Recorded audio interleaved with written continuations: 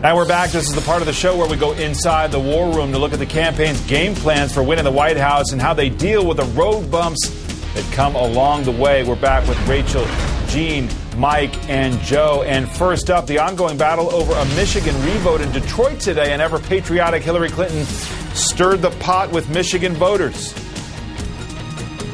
These nearly 2.5 million Americans are in danger of being shut out of our democratic process.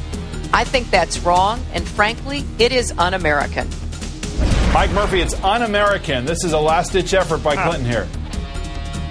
Last ditch. That is the key phrase.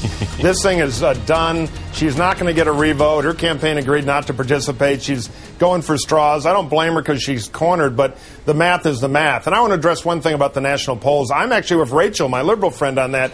These national polls don't mean anything, particularly the tracking polls. All they tell you is the 24-hour feedback on the noise in the media.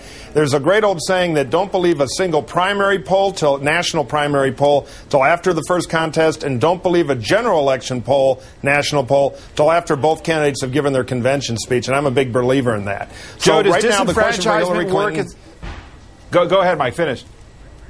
No. This is the question for Hillary Clinton is there some big lightning bolt that can cause Obama to completely collapse? Because that's the only way out now. And disenfranchisement is an argument, Joe Scarborough, doesn't work.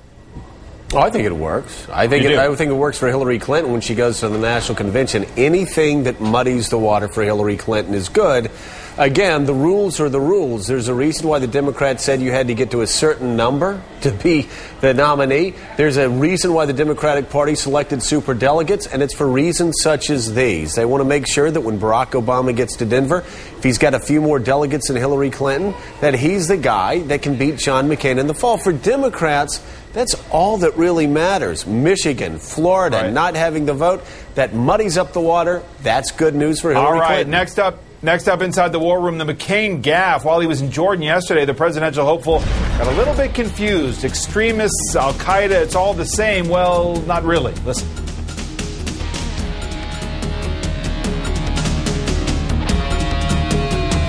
What he confused was Al-Qaeda, whether Iran was supporting Al-Qaeda, Sunni Al-Qaeda. That's certainly not the case. McCain had to correct himself. We've got it now. Listen.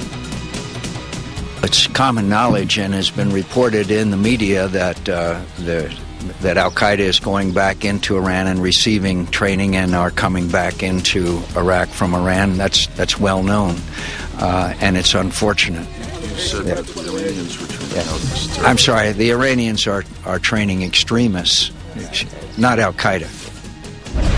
Rachel Maddow, this is our national security guy. Is this an attack ad in the making? Absolutely. It would not be that big a deal. His campaign might be able to get away with saying this was essentially a verbal typo. This was just an inadvertent gaffe if he hadn't done it multiple times and if this wasn't the whole grounds for his candidacy. I mean, this is like Tom Tancredo mixing up and thinking that it's Canadians coming across the southern border and Mexicans coming across the northern. This is his signature issue. And to not be able to get this 7th grade level facts straight about it and to misstated 3 different times in 1 week. 7th grade? How many 7th graders know that Al-Qaeda is a 7th grader with access to Yahoo News can tell you that Al-Qaeda is Sunni and Iran is Shia. I've known it for 5 years. I'm surprised that he doesn't know it in his sleep. Because if you look at the history of it all, Rachel's got a great point, because all of those Ronald Reagan gaffes ended up beating him in 1980 and 84. And when George W. Bush